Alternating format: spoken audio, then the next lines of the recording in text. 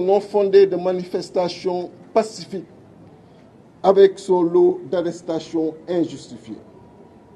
Au torpillage tous azimuts de la Constitution, de ses principes les plus élémentaires, à la liquidation d'adversaires politiques par des dossiers judiciaires, à l'emprisonnement de journalistes, à l'effondrement des valeurs morales dans la politique, à la promotion de l'impunité et de la malgouvernance.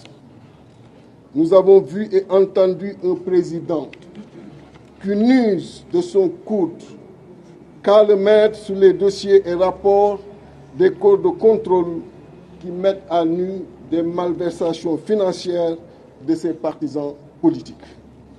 Une telle orientation, renforcée par les velléités de troisième candidature, ne peut que nous exposer à des dérives très préjudiciables à la stabilité du pays et à la cohésion nationale. Parallèlement, les enjeux et défis sont encore immenses que jamais. Le Sénégal s'apprête à entrer dans une nouvelle ère. Les bonnes nouvelles de l'exploitation future du pétrole et du gaz, les opportunités du digital et du numérique, la crypto-monnaie, mais aussi la menace du terrorisme, le changement climatique, les dynamiques géopolitiques mondiales, les risques d'implosion d'une bombe sociale, etc. Face à ces profondes mutations, il requiert une mobilisation de tous pour faire face aux chocs exogènes et en même temps tirer large avantage de nos opportunités, atouts et potentiels. Mes chers compatriotes, croyez-moi tout de même, la solution existe. Cela dépend de notre commune volonté de changement. Dans exactement 12 mois se tiendra, s'il plaît à Dieu, l'élection présidentielle. Nous aurons ainsi l'occasion de mettre un frein à la stagnation économique, sociale, pour enfin évoluer et marquer les pas vers un développement. Notre pays a besoin d'avancer et d'être dans la dynamique d'une évolution positive, car nous devons enfin progresser. Le prochain président que nous allons choisir y a une responsabilité certaine et grande. Je le sais intimement et j'en ai l'entière conscience. Je demeure convaincu qu'un président de la République n'est pas simplement un porteur de défis et de projets, il est aussi dépositaire d'espoir, de valeurs et principes qui font du Sénégal une nation unie, forte de paix et de stabilité, de teranga et de tolérance. J'en suis également conscient. Le Sénégal, qui nous a tout donné, est arrivé à un tournant de son évolution où il est temps de prendre les choses en main et de ne pas rater le virage de son positionnement dans l'Afrique et dans le reste du monde au milieu de ces mutations géopolitiques profondes. J'ai emprunté, par la grâce du Seigneur et la contribution de chaque Sénégalais, l'itinéraire de l'école publique sénégalaise, au primaire comme au secondaire. Ensuite, l'école polytechnique de Thiès, l'ENOA de Thiès dans le cadre de la formation d'officiers de réserve, mais aussi le management stratégique de haut niveau, avec un MBA et le Black Belt Lean Six Sigma, ceinture noire en management de projets complexes et stratégiques. Par la grâce du Seigneur et la contribution de chaque Sénégalais, j'ai fait le chemin de l'industrie, de l'entrepreneuriat, du secteur privé. Par la grâce du Seigneur et la contribution de chaque Sénégalais, j'ai emprunté le chemin du syndicalisme universitaire, de la politique, de l'Assemblée nationale et aujourd'hui président du parti PRP, Parti républicain pour le progrès dissous à Askan Wi.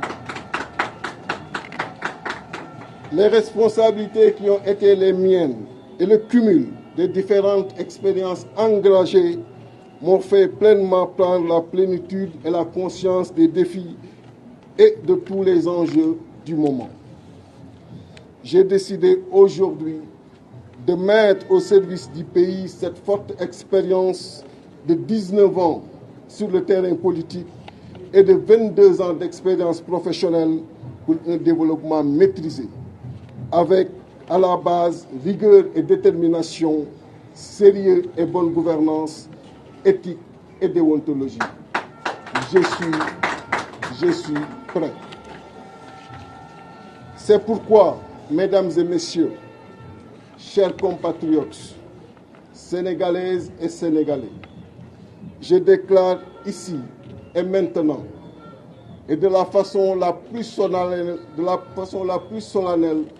ma candidature à l'élection présidentielle du 23 février 2024.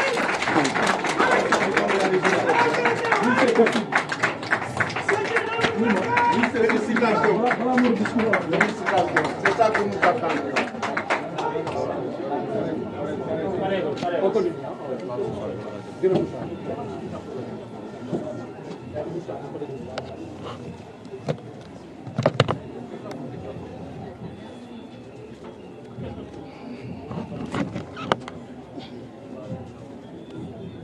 Mes chers compatriotes,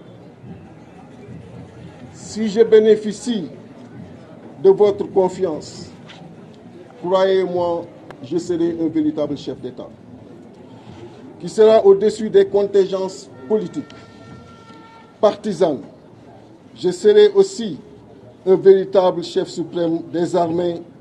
Et là, c'est les militaires ayant fait Ambofor 1 à l'École nationale des officiers d'actifs dans le cadre des officiers de réserve avec comme devise Xel Jom Fit qui vous parle. Mes chers compatriotes, pour la réalisation de ce projet, je vous tends ainsi la main et vous ouvre le cœur. J'en appelle aujourd'hui à toutes les femmes et à tous les hommes de bonne volonté. J'en appelle aujourd'hui à toutes celles et à tous ceux qui n'ont d'envie qu'un changement réel avec un arrimage sur nos valeurs sociales profondes. J'en appelle aujourd'hui à toutes celles et à tous ceux qui veulent voir l'image du Sénégal rayonner au-delà de nos frontières. J'en appelle à toutes celles et à tous ceux qui veulent qu'enfin l'action publique ait sens et que le Sénégalais soit au cœur de l'action de l'État. Ces défis qui nous attendent, nous ne pourrons à coup sûr les réaliser qu'ensemble pour les relever avec succès. Mes chers compatriotes, pour finir, je vous annonce le séminaire des cadres qui sera organisé au mois de mai pour la finalisation et le partage du programme qui sera soumis aux Sénégalais et qui est le fruit déjà de longues itérations. Ce séminaire réunira plus de 500 cadres et professionnels des secteurs vitaux de la nation. Je vous annonce également l'organisation du congrès d'investiture au mois de juillet 2023 et nous y invitons toutes les Sénégalaises et tous les Sénégalais. Je vous remercie de votre aimable attention.